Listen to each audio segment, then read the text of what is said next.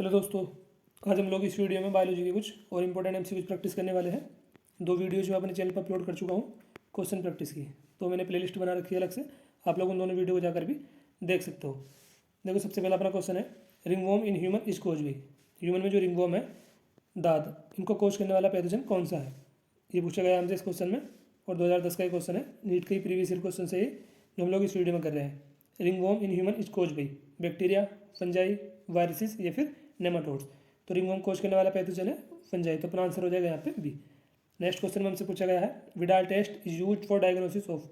Widal test is use for diagnosis of. Widal test से किसका पता लगता है, टाइफाइड का, तो अपना आंसर हो जाएगा यहाँ पे डी।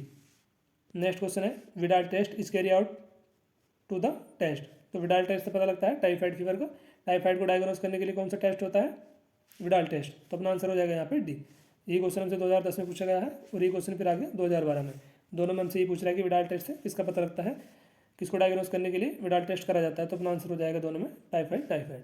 और ringworm in human is cause by, तो यहाँ आंसर हो जाएगा फंजाई। ह्यूमन में रिंगवॉर्म कोज करने वाला पैथोजन कौन सा है, फंजाई। नेक्स्ट क्वेश्चन है, नीट 2021 का मैचिंग वाला क्वेश्चन है। फिलेरिसिस कोज करने वाला जो हेलमिंथ है, इसका नाम है विचेरेरिया बैंक्रॉफ्टी। तो पी का हो जाएगा तीसरा। पी का तीसरा कौन सा ऑप्शन में दे रखा है, सी में, बाकी किसी में दे भी नहीं रखा। यहाँ दूसरा दे रखा है पी का, यहाँ दे रखा है चौथा, और यहाँ पे दे रखा है पहला। तो ए बी, बी वी और डी, ये तीनों हो जाएंगे गलत। अपना आंसर हो जाएगा यहाँ पे सी।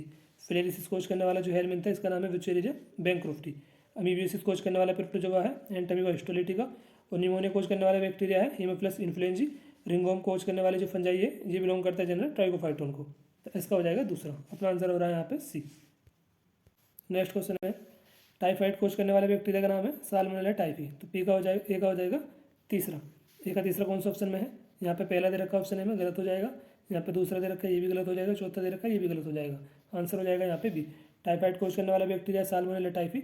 निमोनिया कोज करने वाला बैक्टीरिया है हीमोफिलस इन्फ्लुएंजी।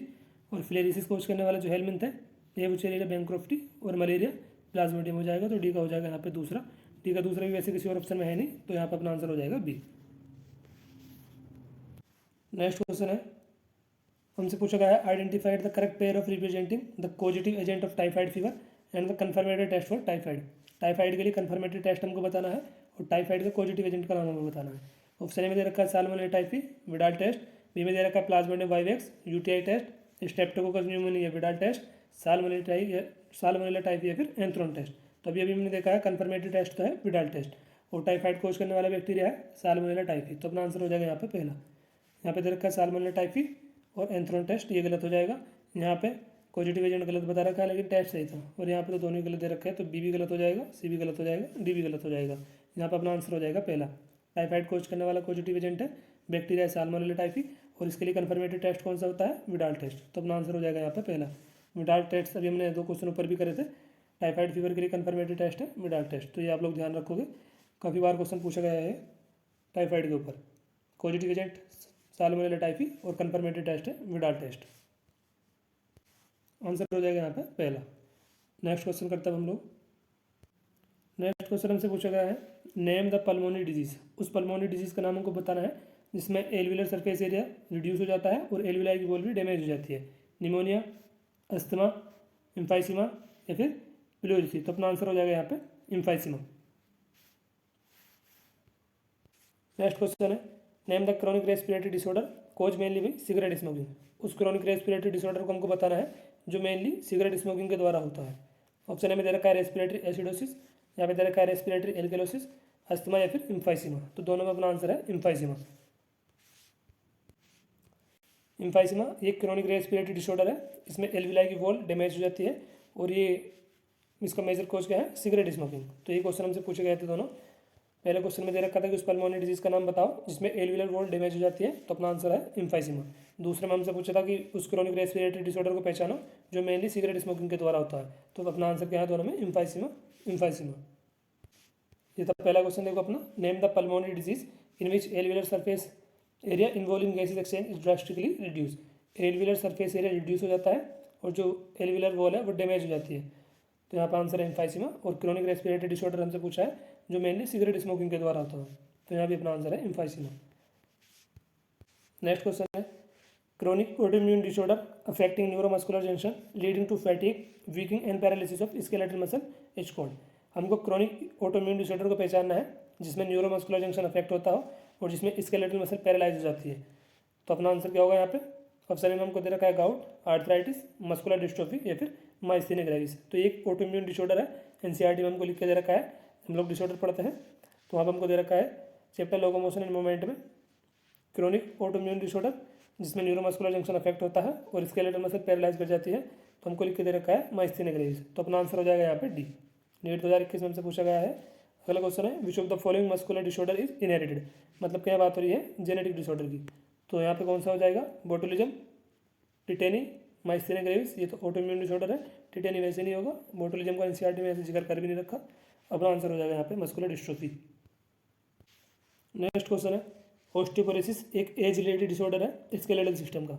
इसका इंपॉर्टेंट कारण हमको बताना है, मेजर कोज क्या है इसका। तो इसमें ईस्ट्रोजन का लेवल डिक्रीज हो जाता है, एनसीईआरटी की लाइन है, तो यहाँ पर अपना आंसर हो जाएगा सी। ये देखो यहाँ पे लिखा हुआ है ऑस्टियोपोरोसिस ये एक एज रिलेटेड डिसऑर्डर है और इसमें ईस्ट्रोजन का लेवल घट जाता है। तो ये क्वेश्चन हमसे पूछा गया था, तो अपना आंसर हो जाएगा decrease level of estrogen. Gout में क्या होता है? ज्वाइंट में सूजन आ जाती है due to accumulation of uric acid crystal. Uric acid crystal के जमा हो जाने के कारण ज्वाइंट में इन्फ्लेमेशन आ जाना, ये होता है गाउट में। हमसे पूछा गया था ऑस्टियोपोरोसिस, तो यहाँ पे एज रिलेटेड डिसऑर्डर है, बोन मास यहाँ पे डिक्रीज हो जाता है जिसके कारण फ्रैक्चर के चांस भी बढ़ जाता है।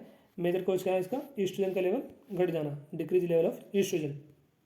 उससे पहले हमसे क्वेश्चन ये पूछा गया था माइस्थेनिया ग्रेविस। देखो यहाँ पे स्केलेटल मसल पैरालाइज हो जाती है और ये ऑटोइम्यून डिसऑर्डर है और ये अफेक्ट करता है एनएमजी, न्यूरोमस्कुलर जंक्शन को। नेक्स्ट क्वेश्चन में हमसे पूछा गया था मस्कुलर डिस्ट्रोफी के बारे में, जेनेटिक डिसऑर्डर है और यहाँ पे स्केलेटल मसल डिजेनरेट हो जाती है।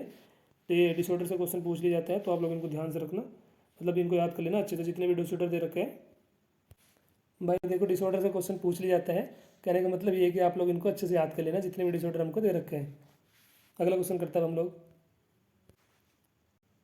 नेक्स्ट क्वेश्चन में हमसे पूछा गया है which one of the following belong to the family Muscidae. Family Muscidae को कौन बिलोंग करता है? तो चैप्टर लिविंग वर्ड में हमको जो टेबल दे रखे हैं जहाँ पे हमको बता रखा है टैक्सोनॉमी कैटेगरीज और कुछ ऑर्गेनिज्म के साइंटिफिक नेम बता रखे हैं, तो वहाँ पे टेबल है, उस टेबल से क्वेश्चन लिया गया है। तो अपना आंसर हो जाएगा यहाँ पे हाउस फ्लाई। हाउस फ्लाई की फैमिली है मस्किडी, आंसर हो जाएगा यहाँ पे पहला। नेक्स्ट क्वेश्चन ही मैचिंग वाला है, मैच करके बताना है कि ABCD में से क्या आंसर होगा अपना। अभी भी हमने देखा है, देखो फैमिली है हाउस फ्लाई की मस्किडी, हमको दे रखा है हाउस फ्लाई क्लासिफिकेशन और हमसे पूछा है select the correct option using given code below. तो फैमिली तो है मस्किडी, अभी हमने देखा है। ए का तीसरा कौन कौन से ऑप्शन में है? ए में और बी में। यहाँ पे दे रखा है फोर्थ CD आंसर नहीं होने का। ऑर्डर है डिप्टेरा, क्लास है इंसेक्टा और फाइलम है आर्थ्रोपोडा। तो डी का दूसरा यहाँ पे दे रखा है ऑप्शन हो जाएगा इसका पहला सही। हाउस फ्लाई देखो एक इंसेक्ट है और जितने भी इंसेक्ट है बिलोंग करता है फाइलम आर्थ्रोपोडा को। डी का दूसरा कौन सा ऑप्शन में है? सिर्फ ए में है, बाकी किसी में था भी नहीं, तो यहाँ से भी आप लोग आंसर निकाल सकते हो। तो अपना आंसर हो जाएगा यहाँ पे पहला। फैमिली हो जाएगी मस्किडी, ऑर्डर हो जाएगा डिप्टेरा, क्लास हो जाएगी इंसेक्टा और फाइलम आर्थ्रोपोडा। नेक्स्ट क्वेश्चन में हमसे पूछा गया है which of the following are likely to be present in deep sea water. Deep sea water में से कौन प्रेजेंट होता है? Blue green algae, fungi, eu bacteria या फिर आर्की बैक्टीरिया। तो डीप सी वाटर में प्रेजेंट होता है आर्की बैक्टीरिया, आंसर हो जाएगा यहाँ पे अपना सी। नेक्स्ट क्वेश्चन में हमसे पूछा गया है which among the following is not a prokaryote. कौन सा प्रोक्यूरियोट नहीं है?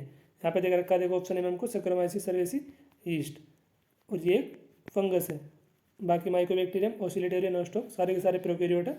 अपना आंसर हो जाएगा यहाँ पे पहला सैक्रोमाइसिस। ये एक यूकैरियोट का है, यूकैरियोट का एग्जांपल दे रखा है ऑप्शन ए में। सैक्रोमाइसिस सर्वेसी एक ईस्ट है और ये एक फंगस है और फंजाई बिलोंग करता है यूकैरियोट्स को, तो अपना आंसर हो जाएगा यहाँ पे पहला। नेक्स्ट क्वेश्चन है फिगर को पहचानना है, ABCD में से अपना क्या आंसर होगा इनको पहचानना है और हमको बताना है करेक्ट ऑप्शन क्या होगा ABCD में से। देखो ए में हमको दे रखा है सिलेजिनेला, बी में दे रखा है क्यूसिटम, सी में दे रखा है साल्विनिया और डी में दे रखा है गिंको को। तो अपना आंसर हो जाएगा यहाँ पे सी। ये दिखा रखा है हमको सिलेजिनेला को, ये दिखा रखा है क्यूसिटम, ये दिखा रखा है साल्विनिया और यहाँ पे दिखा रखा है गिंको को। तो अपना आंसर हो जाएगा यहाँ पे सी। नेक्स्ट क्वेश्चन है नीट 2021 में हमसे पूछा गया है genera like Selaginella and Salvinia produce two kind of spore such plant are known as. Pteridophyte से क्वेश्चन लिया गया है। ज़्यादातर टेरिडोफाइट जो होता है वो होमोस्पोरस नेचर के होते हैं जो सेम काइंड के स्पोर प्रोड्यूस करते हैं, लेकिन एनसीईआरटी में हमको लिख के दे रखा है सिलेजिनेला और साल्विनिया। ये ऐसे टेरिडोफाइट है जो दो प्रकार के स्पोर प्रोड्यूस करता है, मैक्रो लार्ज स्पोर और माइक्रो स्मॉल। ऐसे प्लांट को क्या बोला जाता है? हेट्रोस्पोरस। तो अपना आंसर हो जाएगा यहाँ पे पहला सिलेजिनेला, साल्विनिया, मार्सिला, अजोला। ये एग्जाम्पल है हेट्रोस्पोरस टेरिडोफाइट के। यहाँ पे दे रखा है होमोसोरस, हेट्रोसोरस, होमोस्पोरस, गलत हो जाएंगे तीनों के तीनों, BCD। अपना आंसर हो जाएगा यहाँ पे हेट्रोस्पोरस। सिलेजिनेला, साल्विनिया प्रोड्यूस करते हैं दो प्रकार के स्पोर, मैक्रो लार्ज और माइक्रो स्मॉल। ऐसे प्लांट को क्या बोला जाता है? हेटेरोस्पोरस। तो अपना आंसर हो जाएगा इसमें पहला। नेक्स्ट क्वेश्चन है चैप्टर एनिमल किंगडम से, नीट 2021 का क्वेश्चन है। मेटामेरिज्म, मेटामेरिज्म पाई जाती है सिर्फ 3 एनिमल फाइलम में, एनिलिडा, आर्थ्रोपोडा और कोर्डेटा। तो पी का हो जाएगा यहाँ पे तीसरा। पी का तीसरा या तो सी में दे रखा है, डी में। 4 दे रखा है, ए भी नहीं आंसर होगा, बी भी नहीं होगा। कैनाल सिस्टम पाया जाता है पोरीफेरा में, तो क्यू का हो जाएगा फोर्थ। क्यू का फोर्थ यहाँ भी दे रखा है, यहाँ भी दे रखा है। कॉम्प्लेट पाई जाती है फाइलम टिनोफोरा में, तो आर का हो जाएगा दूसरा। आर का दूसरा यहाँ दे रखा है, तो अपना आंसर हो जाएगा डी। और नीडोब्लास्ट सिलेंट्रेटा, तो अपना आंसर हो जाएगा यहाँ पे डी। नेक्स्ट क्वेश्चन है नीट 2020 का, ग्रीगेरियस पेस्ट में हो जाएगा लोकेस्टा। ए का हो जाएगा फोर्थ, ए का फोर्थ बी में दे रखा है, बाकी किसी ऑप्शन में है भी नहीं। Adult with radial symmetry, adult में रेडियल सिमेट्री और लार्वा में बायलेटरल सिमेट्री, ये देखने को मिलती है फाइलम इकानोडर्मेटा में। और इकानोडर्मेटा का एग्जांपल दे रखा है हमको यहाँ एस्टेरिस स्टारफिश। बी का हो जाएगा पहला। और जी बुकलंग्स, स्कॉर्पियन, बायोल्यूमिनेसेंस, ये देखने को मिलती है फाइलम टिनोफोरा में। तो डी का आंसर हो जाएगा अपना तीसरा। यहाँ पे दे रखा था ग्रीगेरियस पेस्ट, इसका हो जाएगा लोकेस्टा। ए का हो जाएगा फोर्थ, बी का हो जाएगा पहला। बुकलंग्स ये हो जाएगा स्कॉर्पियन और बायोल्यूमिनेसेंस टिनोफोरा। बायोल्यूमिनेसेंस में क्या होता है? लिविंग ऑर्गेनिज्म की बॉडी से लाइट इमिट होती है, और ये देखने को मिलती है हमें टिनोफोरा में। तो डी का हो जाएगा तीसरा। आंसर हो जाएगा यहाँ पे बी। नेक्स्ट क्वेश्चन हमसे पूछा गया है, if the head of cockroach is remove, यदि कॉकरोच के हेड को रिमूव कर दिया जाए तो ये फिर भी कुछ दिनों तक जीवित रह सकता है, इसका हमको कारण बताना है। तो अपना आंसर हो जाएगा यहाँ पे C. Head hold a small proportion of nervous system, head में नर्वस सिस्टम का एक स्मॉल प्रोपोर्शन होता है, और जो बचा हुआ पार्ट है वो सिचुएटेड होता है बॉडी के वेंट्रल पार्ट में। तो अपना आंसर हो जाएगा यहाँ पे सी। नेक्स्ट क्वेश्चन है, the shorter and longer arm of submetacentric chromosome are refer to as. Submetacentric chromosome की शॉर्टर और लॉन्गर आर्म को क्या बोला जाता है, वो हमको बताना है। तो शॉर्टर आर्म को बोला जाता है पी आर, और लॉन्गर को बोला जाता है क्यू आर। आंसर हो जाएगा यहाँ पे सी। नेक्स्ट क्वेश्चन है, which of the following pair of organelle does not contain DNA. Organelle का ऐसा पेयर बताना है जिसमें खुद का डीएनए नहीं होता है। तो माइटोकॉन्ड्रिया और क्लोरोप्लास्ट, ये सेमी ऑटोनोमस ऑर्गेनल के एग्जांपल है, इनमें खुद का डीएनए होता है। तो आंसर ए भी नहीं होगा, बी भी नहीं होगा, सी भी नहीं होगा। लाइसोसोम वैक्यूल अपना आंसर हो जाएगा। ये ऐसे ऑर्गेनल है जिनमें खुद का डीएनए नहीं होता, तो अपना आंसर हो जाएगा यहाँ पे डी। क्वेश्चन हमसे पूछा गया था, विच of the following pair of organelle does not contain DNA. Organelle का कौन सा ऐसा पेयर है जिसमें डीएनए एब्सेंट होता है, नहीं पाया जाता। तो माइटोकॉन्ड्रिया, क्लोरोप्लास्ट में, ये तो सेमी ऑटोनोमस ऑर्गेनल के एग्जांपल है, तो इनमें तो पाया जाता है। तो ए भी आंसर नहीं होगा, बी भी नहीं होगा, सी भी नहीं होगा। आंसर हो जाएगा यहाँ पे लाइसोसोम वैक्यूल।